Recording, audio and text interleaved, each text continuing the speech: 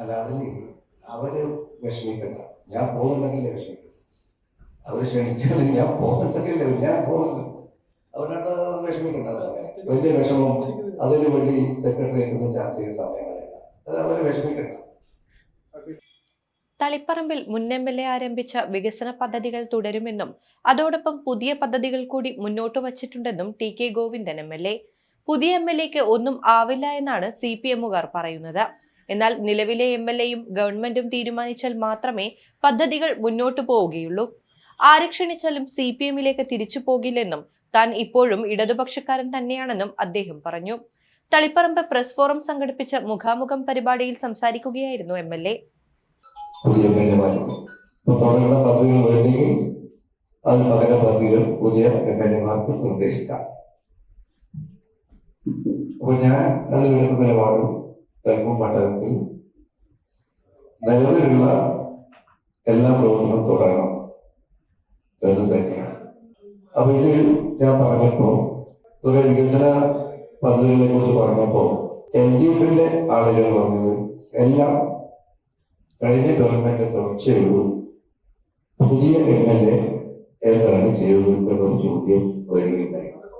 പുതിയ MLA നിർദ്ദേശിച്ച പദ്ധതികൾ ഗവൺമെന്റ് പറഞ്ഞത് ഒരു 10 പുതിയ പദ്ധതികൾ നിർദ്ദേശിച്ചാൽ മതി, അത് കൂടുതൽ നിർദ്ദേശിക്കരുത് എന്നാണ് മുഖ്യമന്ത്രി ധനകാര്യ വകുപ്പ് കൂടെ കൈകാര്യം ചെയ്യുന്ന മന്ത്രിയാണല്ലോ, ആണ് മുഖ്യമന്ത്രി പറഞ്ഞത്.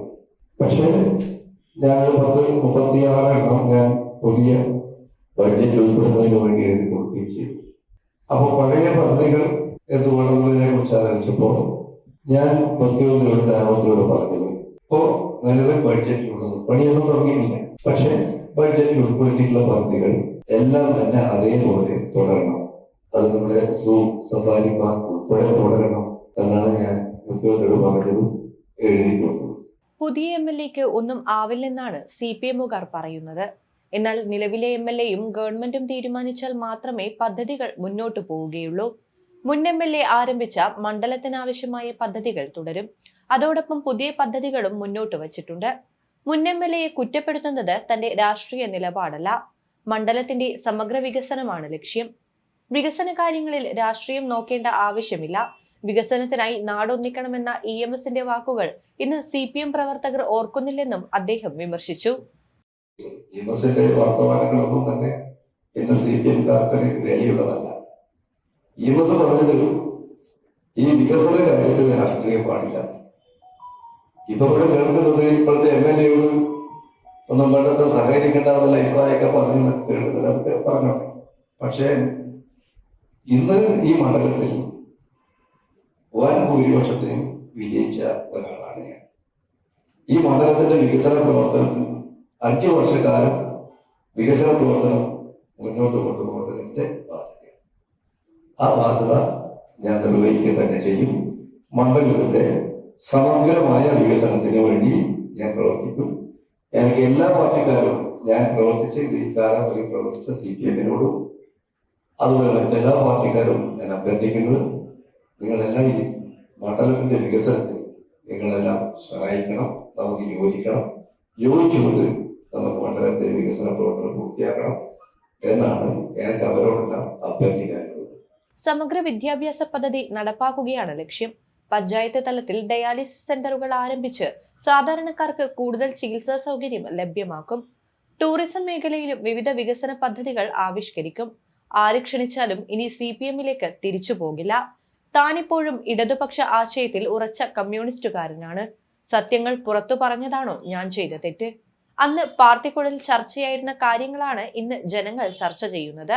ഇനിയും കേൾക്കാൻ തയ്യാറായില്ലെങ്കിൽ CPM അധോഗതിയിലേക്കാണ് പോകുന്നതെന്നും അദ്ദേഹം പറഞ്ഞു.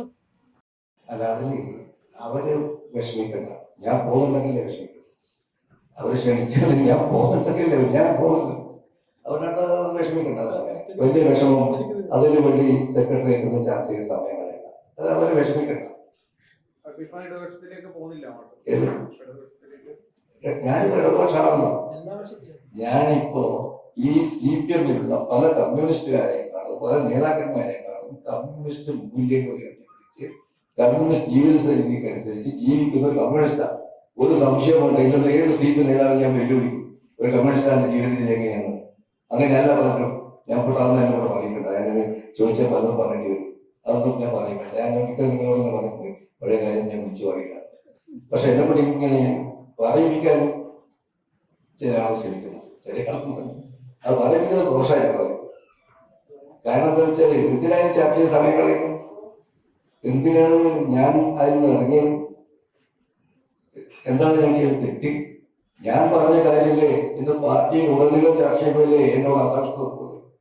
എല്ലാ പാർട്ടിക്കാരും ചർച്ച ചെയ്യുന്നതല്ലേ, സ്റ്റേറ്റ് സെക്രട്ടറിയും ചർച്ച ചെയ്തതല്ലേ. പിന്നെ ഞാൻ എനിക്കെന്താ പ്രശ്നം? ഞാൻ എന്ത് തെറ്റായത്? ഈ പാർട്ടിയിൽ ഉടനീളം ചർച്ച ചെയ്ത കാര്യമാണ് ഞാൻ പാർട്ടി പറഞ്ഞത്. പക്ഷെ ഞാൻ പറഞ്ഞ പാർട്ടി കേട്ടില്ല. ഇപ്പൊ ജനങ്ങൾ ആകെ ചർച്ച ചെയ്യുന്നു, എനിക്ക് കേൾക്കുക. കേട്ടിട്ടില്ലെങ്കിൽ നിങ്ങൾ അതോ മതി, അത്ര എനിക്ക് പറയാനില്ലേ. MLA-യുടെ നിവേദനം ലഭിച്ചാൽ കർണാടകയിൽ നിന്ന് തളിപ്പറമ്പ രാജരാജേശ്വര ക്ഷേത്രം വരെ KSRTC സർവീസ് അനുവദിക്കുന്ന കാര്യം പരിഗണിക്കാമെന്ന് കർണാടക സ്പീക്കർ മുൻപ് പ്രസ് ഫോറം അംഗങ്ങളുമായുള്ള കൂടിക്കാഴ്ചയിൽ അറിയിച്ച വിവരം MLA-യുടെ ശ്രദ്ധയിൽപ്പെടുത്തിയപ്പോൾ വിഷയം വീണ്ടും പരിശോധിച്ച് ആവശ്യമായ നടപടികൾ സ്വീകരിക്കുമെന്നും അദ്ദേഹം അറിയിച്ചു. പ്രസ് ഫോറം ഹാളിൽ president Rajesh Bakkalam, secretary Vimal Chedicheri, treasurer TV Ravichandran, മുൻ പ്രസിഡന്റ് MK മനോഹരൻ തുടങ്ങിയവർ സംസാരിച്ചു.